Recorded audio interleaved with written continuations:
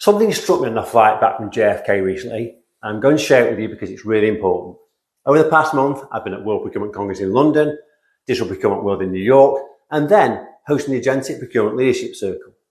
It was an intense few weeks packed with really interesting conversations with founders, with CROs, with CPOs, consultants, digital transformation leaders, and procurement practitioners.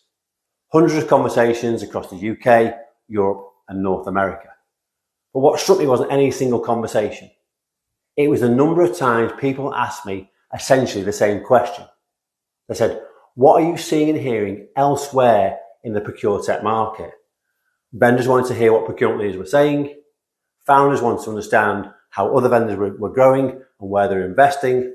And practitioners wanted to know where the opportunities were and whether now might be the right time to consider moving to another part of the ecosystem. It made me realise that perhaps the most valuable thing we bring isn't simply introducing great people to great organisations. It's joining the dots between conversations that rarely happen in the same room. I spend most of my time at the intersection of what's being built by vendors, what's being bought and deployed by procurement leaders. That gives me a unique perspective. And when you join enough dots, patterns start to emerge. 3 in particular really stood out over the past couple of weeks. One about ProcureTech vendors, one about the people they're hiring, and one about enterprise procurement that continues to frustrate me and has done for a while. Let me explain.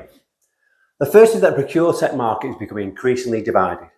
Some businesses are hiring, investing, acquiring capability, and talking confidently about growth. Others are still restructuring, recalibrating, and trying to work out where they fit. Many people speculate about whether they have a long-term future. I've commented on this before, but the gap between those two groups feels wider than it did 12 months ago. And to me, this feels less like a macroeconomic issue and more about product market fit, leadership, and execution, of course. The second thing I've noticed is the growing appetite for practitioner talent on the software side. Historically, software vendors recruited mainly from their competitors, the consultancies, or the wider SaaS market, and indeed they still do. But I'm seeing increasing interest in people who've actually lived the problems these platforms are actually trying to solve, particularly in areas such as data, intake to pay, orchestration, and broader digital transformation. The credibility they bring has become a genuine competitive advantage. And finally, the thing that continues to surprise and frustrate me, well, last month I spent some time with exceptional digital procurement and transformation leaders at our first meeting of the AgentIQ Procurement Leadership Circle. People understand technology, operating models, adoption, data, enterprise-wide transformation and execution. And frankly, many of these people are worth their weight in gold to their organisations. Yet too many enterprise companies still don't build that capability in-house. Instead, they're allowing vendors and consultancies to provide it, only for that expertise to leave at the end of the project. As I mentioned, the fascinating thing is that the software vendors are now increasingly recognising the value these people bring.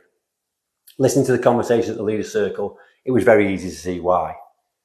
In the past few weeks alone, I've had more conversations with ProcureTech businesses looking to hire practitioners than I've had with enterprise procurement teams looking to recruit them. To me, that feels backwards and a real missed opportunity. But maybe that's one of the reasons some organisations consistently move faster than others. So, the reason overall that I enjoy events like WPC and DPW so much isn't the presentations, it's the conversations. Because every coffee, every lunch, every meeting and every discussion, even over a few glasses of wine in the evening, adds another piece to the puzzle. Eventually, you stop seeing individual stories and start seeing patterns. And that's where the real value lies, when you join the dots. Not just for me, but for the founders, the customers, and professionals who rely on those insights to make better decisions. If any of this resonates, or you're seeing something different from where you sit, I genuinely love to compare notes, so please do get in touch. Thank you.